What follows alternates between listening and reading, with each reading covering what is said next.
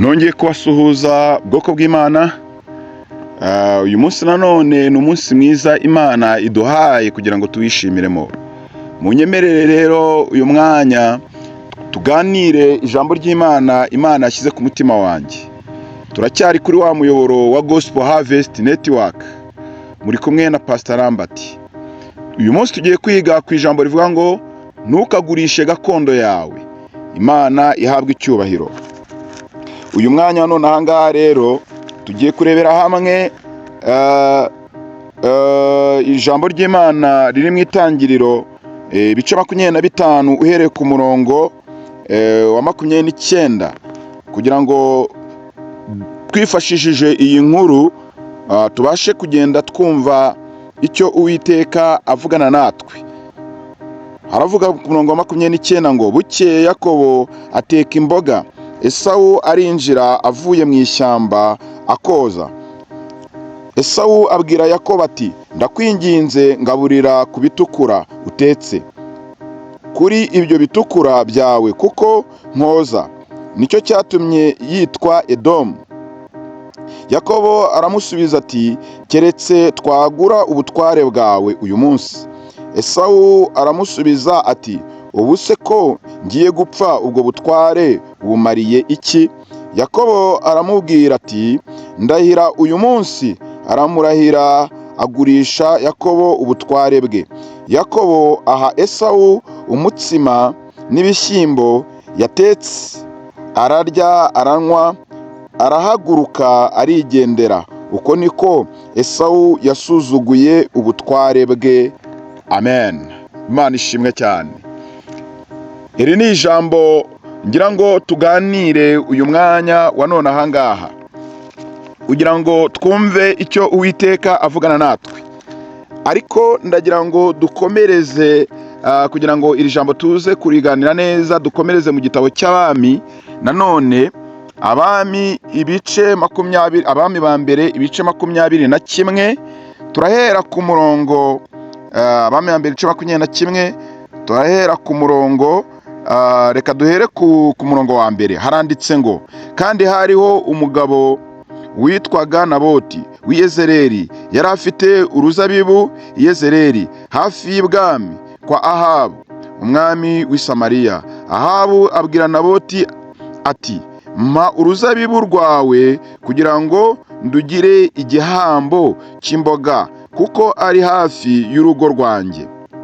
Nzaguhe urundi ruzabibu ruruta ubwiza, cyangwa washaka naguha ibiguzi byarwo ku ifeza.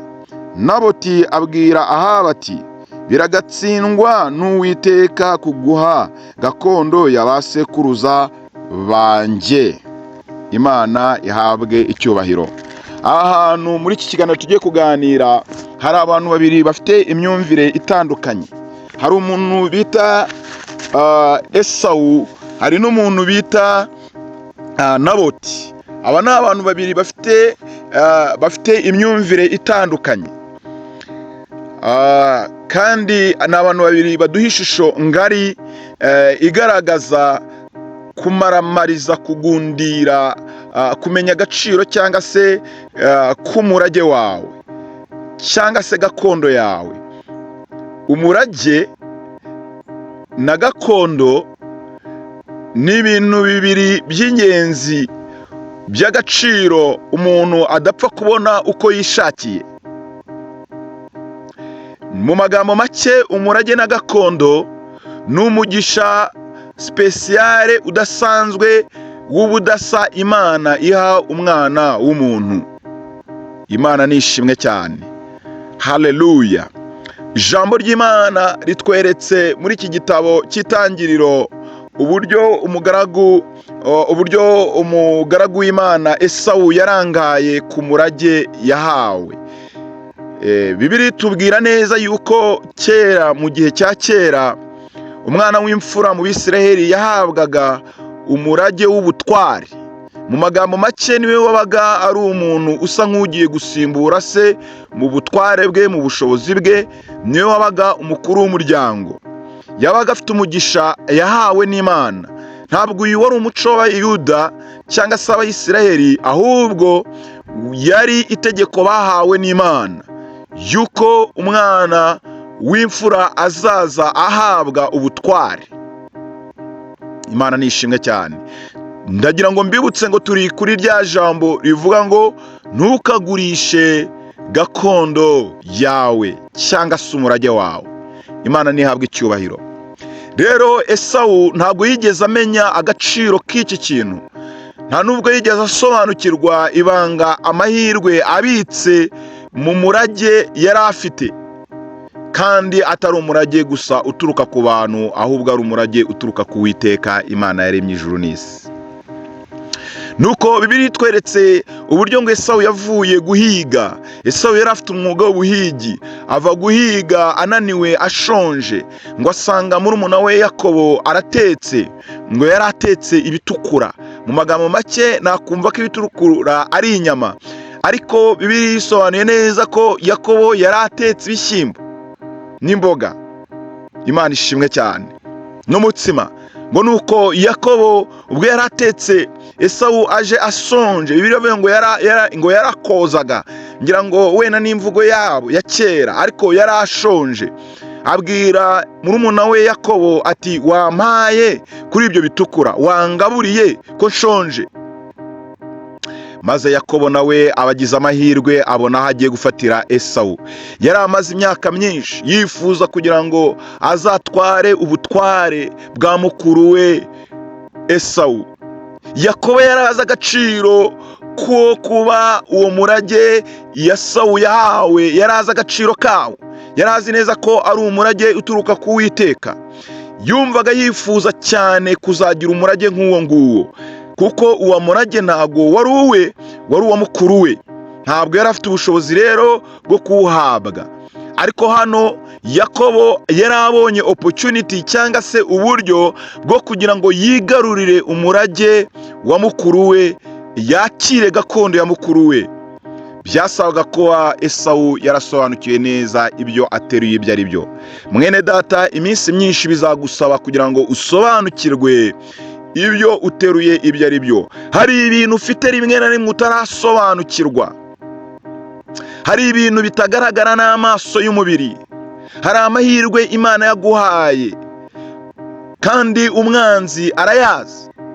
Satani asobanukiwe agaciro kawe, asobanukiwe umugisha uri ku buzima bwawe. Ushobora kuba utabibona uyu munsi wa none, ushobora kuba utabitekereza ngo umenye agaciro kabyo.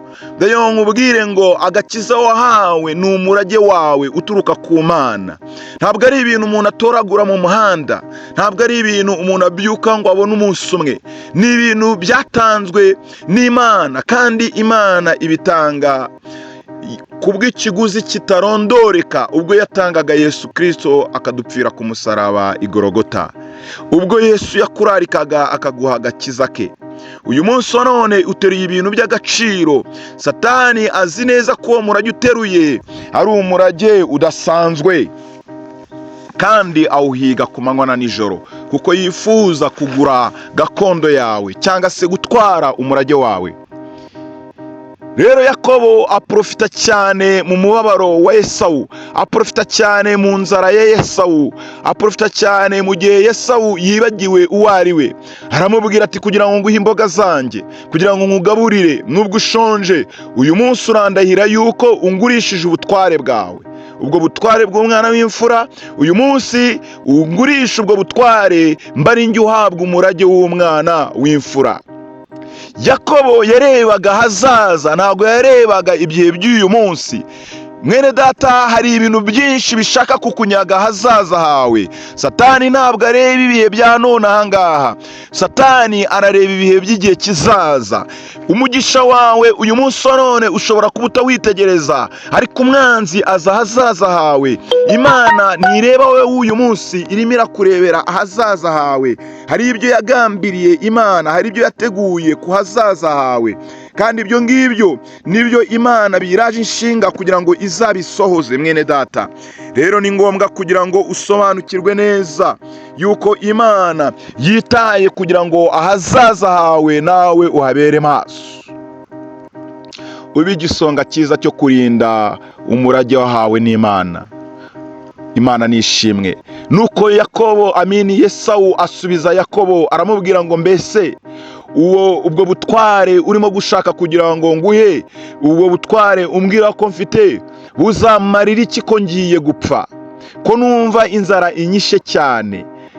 Aramubwira ati nuko ntacyo bintwaye, ubwo butware ndakurahiye, butware bubu bwawe, nyihera imboga nirire, njyewe mbashe kuba uyu munsi wa none nkira inzara ya none ahangaha. Imana nishimwe. Haleluya. Nuko Yesawu arahirira Yakobo nawe ngamuha kuri izo mboga, amuha n'uwo mutsima, amuha ngo n'ibyo bishyimbo.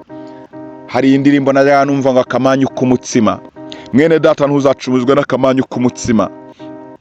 Umubabaro w'igihe gitoya ushobora kukuratisha amahirwe y'iteka ryose. Ideni ry'igihe gitoya rishobora kukuratisha amahirwe y'iteka ryose. Inzara y'igihe gitoya ishobora kukuratisha amahirwe y'iteka ryose.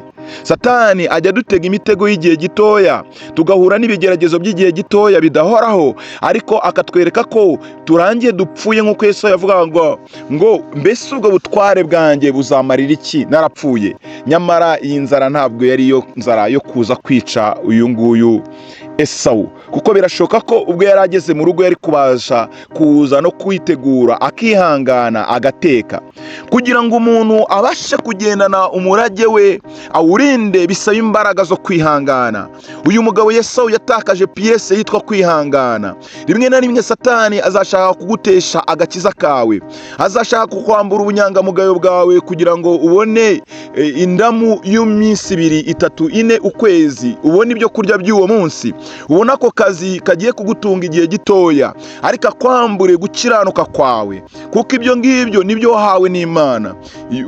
Satani azagerageza kuguteza gukwambura indangagaciro zawe kubw'uko ushaka inyungu z'igihe gitoya, cyangwa ushaka kwirengera kuri icyo kibazo kikugarije. Ariko uyu munsi Imana ikuzanira rino jambo kugira ngo uwumve ijambo, ntugurishe gakondo wahawe n'Uwiteka, ntugurishe umurage wawe. Wenda uyu munsi urabona ntacyo bikumariye, kuba umuririmbyi ntacyo bikumariye, kuba umuvugabutumwa ntacyo bikumariye, kuba umupasitoro ntacyo bikumariye, kuba mu rusengero ntacyo bikumariye, ariko nagira ngo ubwire ngo aho habitsemo umurage wahawe n'Imana. Imana izi impamvu yabyo, kandi izasoza gukiranuka kwayo mu gihe gikwiriye. Hari time y'Imana yagambiriye, hari igihe Imana yagambiriye izagaragariza mw'ibyo butware yaguhaye, izagaragariza ako gakiza yaguhaye, izagaragariza ubwo buhanuzi yavuze ku buzima bwawe, izabusohoreza maze isi igatangara. Wikerezwa n'ibyo bintu by'igihe gitoya bikubabaza kugira ngo bigucumuze,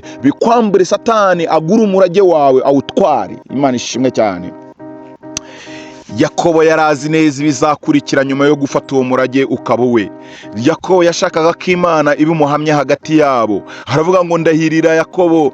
Yesawu aramanika akaboko ararahira. Imana iteraho kashe ko Yesawu atamenya agaciro k'umurage yahawe, nuko umurage uva kuri Esawu ujya kuri Yakobo. Imana nishimwe cyane. Haleluya. Uyu munsi wa none ukeneye kumenya ko hari abariganya nka Yakobo bari imbere yawe, abademoni bari imbere yawe, Satani ari imbere yawe, karande zo mu miryango yanyu ziri imbere yawe. Biragushikisha umunezero w'igihe gitoya, biragushikisha amahirwe y'igihe gitoya, biragushikisha amahoro y'igihe gitoya, ariko nagira ngo ubwire ngo mu gakiza wahawe harimo amahoro y'iteka ryose. Ako gakiza Imana irimo kukubwira ngo fata ugakomeze, harimo umugisha utarondoreka. Abakiranutsi batangira urugendo bari mu mubabaro, ariko bajya barusoza bari mu munezero, batsindishirizwa no kwizera, batsindishirizwa no kwihangana, batsindishirizwa no kunyurwa, batsindishirizwa no kumenya neza yuko Imana iri mu ruhande rwabo. Reka dusubire muri cya gitabo twasomye cy'undi muntu wari ufite imitekerereze itandukanye na Yesawu. Uyu Yesawu yarangije arira. Tutarajya muri kiriya gitabo, reka mvuge uburyo Yesawu byamugendekeye.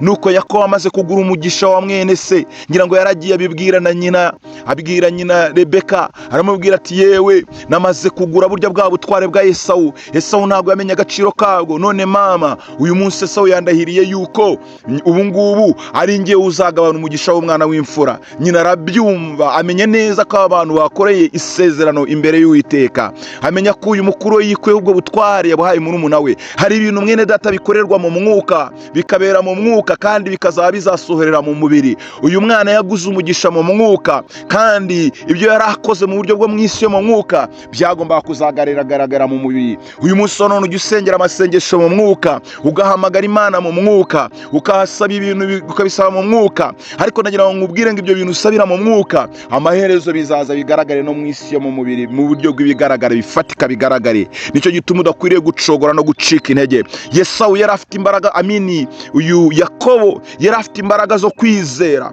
Umuriganya ntago ashidikanya, arizera. Satani ntago ashidikanya ku mugambi w'amasezerano yawe, abizi neza ntago ashidikanya. Satani ntago ashidikanya ko Yesu yaje kugucungura, abizi neza ntago abishidikanya. Satani ntago ashidikanya ko Imana yaguhaye ubuhanuzi kandi izabusohoza, abizi neza ntago abishidikanya. Umuriganya ntago ashidikanya. Wenda wowe urimo urashidikanya kubera iyo nzara, urimo urashidikanya kubera ubwo bukene, urimo urashidikanya kubera ubwo bukode, urimo urashidikanya kubera ubwo bugumba, urimo urashidikanya kubera ubwo burwayi, ariko Satani ntabwo ashidikanya. Ndagira ngo nkubwire ngo komeza wizere, gundira icyo wafashe ntukire kure. Haleluya. Ijambo rirambwira ngo komeza icyo ufite mu byahishuwe ngo hatagira ukunyaga ikamba ryawe. Mu byahishuwe niko havuga ibice bitatu, ngira ngo ukomeje ku murongo wa karindwi baravuga ngo komeza icyo ufite hatagira ukunyaga ikamba ryawe. Imana ishimwe cyane. Umwanzi ahora yiteguye kuza gupapura icyo twahawe. Nuko bukeye rero ise agera igihe cyo kugira ngo ajye gutanga umurage, guhesha umugisha umwana w'imfura, guhesha umugisha wa wundi nyine wari uriho ubutware. Nyamara ise we ntabwo yigeze amenya ibyari byarakoretse mu mwuka. Nuko iyo saha igeze, cyagiye kigeze, kubera ko Yakobo yari yaratagetinze, yari yarinjiye muri position yo kuzakira uwo mugisha. Ngo icyo gihe cyagiye kugera, ngo ise ahamagara Yesawu aramubwira ati mwana wanjye, ngwino nguhesha umugisha w'umwana w'imfura, nguhesha ubutware, kandi nindangira nguhesha umugisha kuko ari wowe uzansimbura, Imana ikaguha umugisha. Nuko Esawu aza yibagiye ko hari ibintu yakoze mu mwuka. Hari igihe abantu bategereza amasezerano, nyamara bibagiye ko hari amakosa bakoreye mu rugendo, bibagiye ko hari ibyo bagiye batakaza, bibagiye ko batacyambaye ikanzu yo gukiranuka, bibagiye ko bavuye mu mugambi w'amasezerano. Imana ni ishimwe cyane. Dawidi yavuze ijambo rikomeye ngo siko bizahora kuba mutegereza, ngo kereka bava mu isezerano ari nta mpamvu, ngabo nibo bazakorwa n'ikimwaro. Haleluya. Nimba utaravuye mu isezerano ryo gukiranuka, nimba utaravuye mu isezerano ryo gusenga, ntabwo uzakorwa n'isoni. Imana ishimwe. Ngo nuko Esawu nawe atega amatwi, ahise aramubwira ngo genda ujye kumpigira umuhigo, nurangiza unzanira umuhigo uryoshye untekere mwana wanjye, numara kuntekera nkarya nkahaga, nanjye ndaguhesha umugisha. Ayo magambo umugaragu w'Imana yayavuze Isaka arimo kuyabwira umuhungu we Esawu. Nyina arimo kubyumva, Rebeka arangije ngo nyina amaze kubyumva, Esawu arasohoka ajya guhiga ngo isaza muhesha umugisha. Kumbe arajya gushaka umugisha amaze kugurisha kera. Mwene da, irinde Satani atakunyaga gakondo yawe. Menya kurinda gakondo yawe, wigurisha gakondo yawe. Abantu bagurishije gakondo zabo, ariko ntugurishe gakondo yawe, ako gakiza kawe. Ntugurishe gakondo yawe, uko gukiranuka kwawe. Ntugurishe gakondo yawe, uko kuri kugendera mu buzima bwawe ngo kugurishe indamu z'igihe gitoya. Ntugurishe gakondo yawe, ntugurishe gakondo yawe. Ntuhagarike uwo muhamagara Imana yaguhaye, iyo ni gakondo yawe. Haleluya. Kuko hari byinshi bishaka. Satani arawuhiga ku manywa na nijoro, ntago ahiga wowe uyu munsi, arahiga wowe w'ejo hazaza. Satani yari arimo guhiga Esawu w'ejo hazaza. Nuko nyina w'abo bahungu Rebeka aragenda ababwira Yakobo, aramubwira ati so rero agiye guhesha Esawu umugisha w'umwana w'imfura, kandi mwana wanjye uribuka ko umugisha wamaze kuwugura nyine.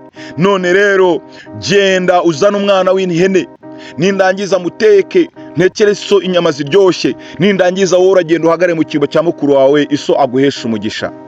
Uyu mwana agira ubwoba, ariko nyina kuko yarakuze mu mwuka, amenya ko ibyo bakore mu mwuka ari iby'ukuri. Aravuga ati nimba yarakurahiriye nyine yarawugurishije. Umwana aravuga ati papa namenya neza yuko ndimo kumubeshya mama wanjye, ntabwo ari buze kumvuma. Namenya ko ndimo kumubeshya atari njyewe Esawu, ntaza kumvuma ibyari umugisha bigahinduka umwaku. Nyina aramubwira ati genda ubikore uwo mugisha, nakuvuma uwo muvumo uze kuri njye ntuze kuri wowe. Nyina yarazi neza ibintu byo mu isi yo mu mwuka. Ukwiriye gusobanukirwa neza ibintu ibintu byo mu isi yo mu mwuka, ibintu by'amasezerano. Haleluya. Imana dusenga ni Imana y'amasezerano, ni Imana ikiranuka cyane. Imana yari yarabonye gukiranuka kwa Yesawu, ibona no gukiranuka kwa Yakobo, imenya neza ko Yakobo yaguze umugisha abigambiriye, kandi na Yesawu ko yawugurishije abigambiriye, imenya ko bagiranye isezerano. Rero Imana yari izi neza ko umugisha ubwo wamaze kwimuka wagiye kuri Yakobo.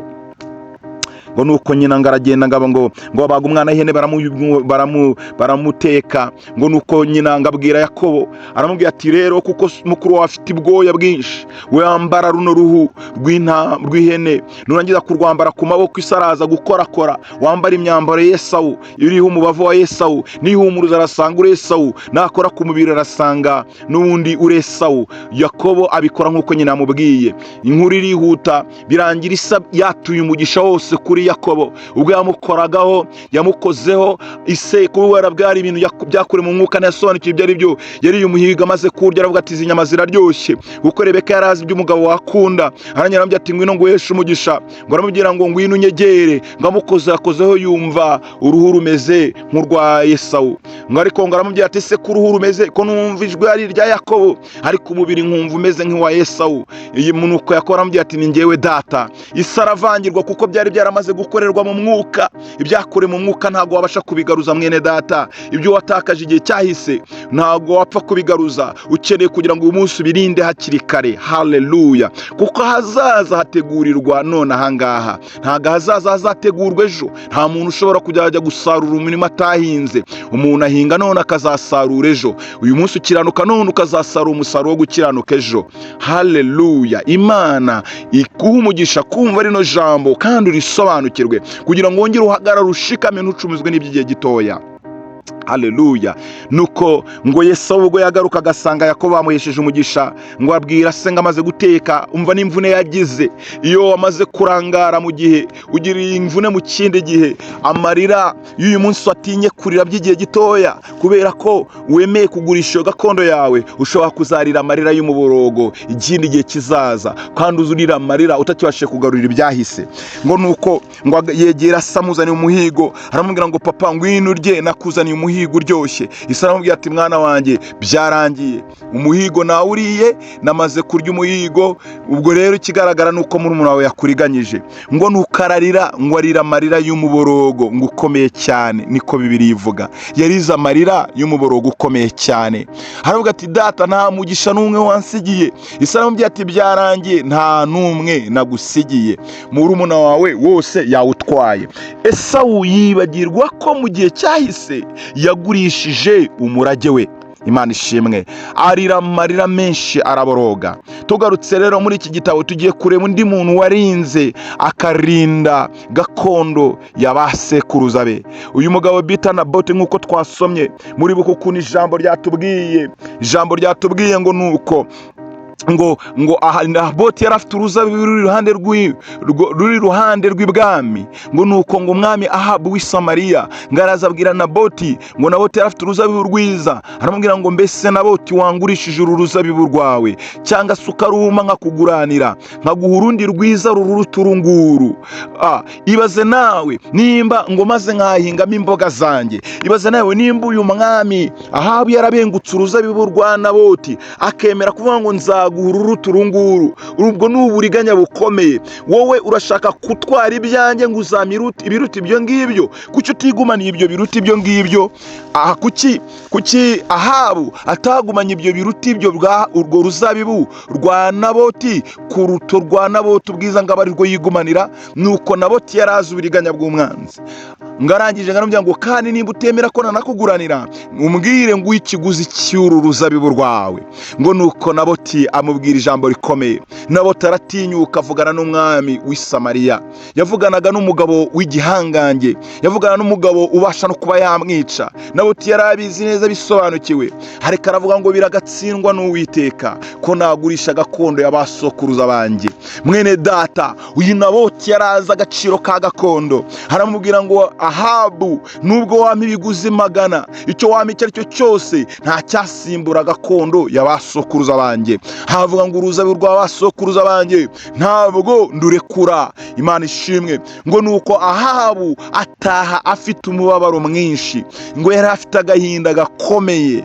Reka nkubwire, umwanzi ahora ahigira kugira ngo atware urwo ruzabibu rwawe, atwara ako gakiza kawe, atwara uwo muri wowe Imana yashyize muri wowe ivugabutumwa, atwara ayo masengesho, icyo giciro cy'amasengesho kiri mu buzima bwawe. Umwanzi akeneye kugira ngo atware, akwambure bya bindi Imana yaguhaye. Ariko gundira, komeza. Imana ishimwe cyane. Haleluya, haleluya. Njya nkunda abagabo batatu b'abanyambaraga, Meshaki, Shadraka, Abednego. babwiye umwami w'i Babuloni, baramubwira ngo Nebukadinezari, nta cyatuma na kimwe kwemera gupfukamira ikigirwamana washyize mu kibaya cya Dura. Aramubwira ngo Imana yacu ibasha kudukiza amaboko yawe. Baramubwira ngo kandi ntabwo itanadukiza, ntago turi bupfukamire icyo kigirwamana cyawe. Bari bazi ibyo bateruye ibyo ari byo, bashakaga kugira ngo babateshe agakiza bahawe n'Imana, kandi agakiza kabo kari kabitse ubugingo bw'iteka ryose,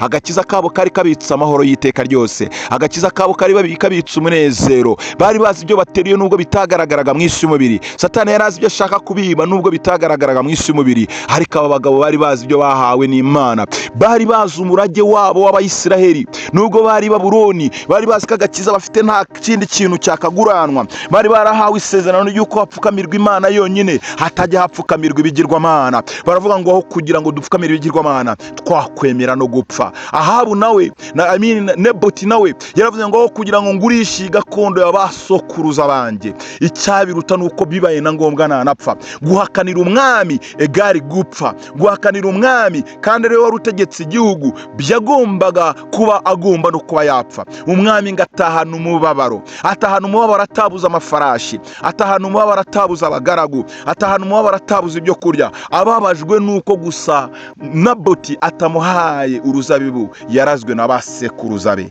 Oh haleluya. Kubera ko Naboti yari umugabo nyamugabo wo guhamya. Ageze mu rugo ngabura amahoro, ngo bamuhaye ibiryo ntiyarya. Satani ahora guhigira mwene data, ikuzimu babura umutekano kubera umuhamagaro ku buzima bwawe. Imana yagushyizemo ibidasanzwe udashobora gusobanukirwa, ariko ukwiye kumenya kimwe gusa, ko Yesu yagucunguje amaraso ye akaguha agakiza katagurwa igiciro cy'amafaranga, katagurwa igiciro cy'igaburo ry'umunsi umwe, katagurwa igiciro cy'imyambaro, katagurwa pozisiyo y'umwanya wahabwa, katagurwa ikintu icyo ari cyo cyose. Rinda agakiza Imana yaguhaye. Imana ishimwe. Ntikagurwa ubutunzi bw'ibigaragara byo mu isi, kuko iyo tukagundiriye n'ibyo ngibyo mu gihe gikwiriye cy'Imana, Imana ijya ibiduha, kuko hari isezerano ryayo ry'abakiranutsi rivuga ngo nimuvuge ko abakiranutsi bazagubwa neza. Imana nihabwa icyubahiro. Haleluya. Nuko ngo umugore we Yezebeli w'umugome cyane, ngo yitegereje Ahabu atari yatanyoye bacuranze yanze, ngaramubaza ngo mbese byagenze gute Ahabu? Ngo Ahabu aramubwira ati nta kindi kimbabaje kera kirabura aho usibye uriya mugabo bita Naboti. Naboti yari nk'agashishi mu bwami bwa Ahabu. Naboti yari umuntu udafite n'umwanya w'ubuyobozi. Naboti ntabwo yari umuntu w'igihangange, ariko yari afite ibintu by'agaciro, yari afite ibintu umwami ashaka, yari afite ibintu bya gakondo y'iwabo agundiriye umurage yahawe n'abasekuruza. Nimvuga umurage duhabwa n'abasekuruza, ntuze gutekereza bya bindi nyine, bya bindi by'iwanyu, bya bindi byo mu miryango yawe. Ndavuga umurage w'Imana, ndavuga umurage w'agakiza. Sogokuruza wacu ni Aburahamu, sekuruza w'abizera. Haleluya. Umurage twawuhawe na data. Imana data yohereje umwana wawe Yesu adupfira ku musaraba, aduha umurage w'agakiza, aduha amasezerano n'ibihe bizaza. Dukwiriye gushikama tukagundira ibyo twahawe n'Imana. Abisirayeli bagundira umurage w'amasezerano imyaka magana baca mu buribwe no mu mibabaro, bakomeza gutakambira Uwiteka. Igihe kiragera Imana ibakura muri iyo mibabaro, ibajyana mu gihugu cy'amata n'ubuki, igihugu gitembamo amata n'ubuki. Hari igihugu gitembamo amata n'ubuki Imana igambiriye kuguha. Nubwo uyu munsi wabona usa nk'utwazwe inkoni ya Farawo y'igitugu y'uburetwa, ariko hari igihugu cy'amata n'ubuki Imana yakugeneye, kuko hari isezerano ry'abasokuruza bawe riri ku mutwe wawe, isezerano ry'abizera, isezerano ry'abakiranutsi riri ku buzima bwawe. Nuko Bibiliya ivuga uburyo Ahabu Naboti yemeye no gupfa atarekuye uruzabibu rwa gakondo y'abasekuruza be. Uyu munsi nawe rinda urwo ruzabibu mwene data, rinda urwo ruzabibu, rinda ko gakiza, rinda ubwo bukumi bwawe, wijya kwiyandarika, wenda wasambana by'igihe gitoya, wenda watanga izo avance njya numva bavuga kugira ngo ahari uwo muhungu azakurongore. Rinda urwo ruzabibu, wikwishora, wigurisha umurage wawe, ugurisha ibidafite umumaro, kuko ejo uzarira nka Yesawu, uzagira umuborogo w'igihe kirekire cyane, umuborogo ukubabaza kubera ko wamaze gutakaza indangagaciro zawe, uko wamaze gutakaza ubukristo bwawe. Ahari uyu munsi none hari ruswa igutuzatuze ishaka kugira ngo wakire, kugira ngo uyakire kandi uzi neza ko wacunguwe, uzi neza ko uri umurokore.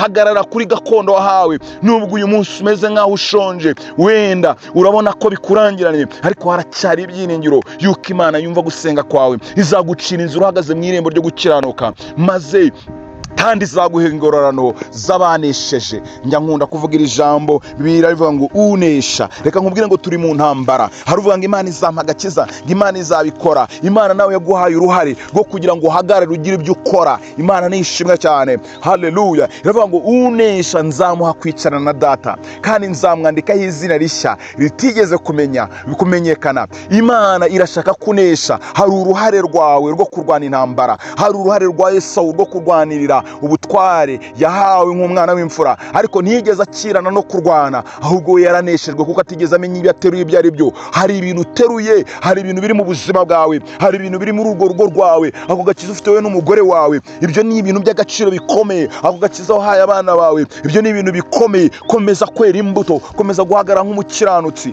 Nubwo ubona uyu munsi bimeze nk'ibiremereye, ariko Imana izamanura ingororano, izamanura ingororano zo kurinda uwo muhamagaro wawe, izamanura ingororano zo kurinda ako gakiza mwagundiriye. Yosefu yarakagundiriye, ajya kwa Potifaro, mukato Potifaro ashaka kugira ngo baryamane, kugira ngo wenda agire ibyo yamuha birenze ibyo yari afite, ariko aravuga ati jamais, ndabyanze, ntago njyewe nshobora gucumira imbere y'Uwiteka, sinashumura n'imbere ya databuja wamaye kano kazi. Njyewe ndi umukiranutsi, njyewe ndi umurokore. Ahagarara ku isezerano, yemera no kujya muri gereza. Hari igihe byagusaba ikiguza ko gakiza ufite, yuko kakujyana no muri gereza, yuko kakwinjiza no mu rupfu, ariko gundira. Imana izagushyigikira, Imana izakurwanirira. Komeza umurage wahawe n'Imana. Imana iguha umugisha, Imana ikugirire neza. Iri jambo intego yaryo ni ukugira ngo umenye iby'agaciro biri mu buzima bwawe. Abakiranutsi batangira rimwe na rimwe baca mu nzira yo kurorongotana, yewe rimwe na rimwe bakayimaramo n'imyaka myinshi, ariko ku iherezo babona umusaruro wabyo, kuko Imana ni Imana ikiranuka, ni Imana itivuguruza mu isezerano ryayo, ni Imana y'impuhwe nyinshi n'ibambe. Gundira, komeza. Hari n'izindi ngororano zirenze iby'isi dutekereza, ingororano z'ubugingo bw'iteka ryose, kuzabana na Yesu. Abazabana nawe ni abarinze amakanzu yabo, ni ababaye mu muhamagaro wabo bakawuhagararamo neza. Urahamagarirwa utarakizwa kwinjiramo, kandi nimba utaranakizwa umenye ko hari umurage wahawe. Yesu ntabwo yapfiriye abakijijwe gusa, ahubwo yapfiriye abanyabyaha ngo baze bakizwe. Ukeneye kugira ngo rero umenye neza, nubwo ubikinisha, nubwo uhora ujugunya umurage, nubwo uhora uwugurisha, urimo uragurisha ibintu by'agaciro, uyu munsi ufata ukomeze kugira ngo Imana izaguha ingororano z'abakiranutsi. Imana ibaha umugisha, kandi Imana ibagire neza. Mukomeze gusharinga ibyigisho byacu, kandi turabakunda. Ciao ciao.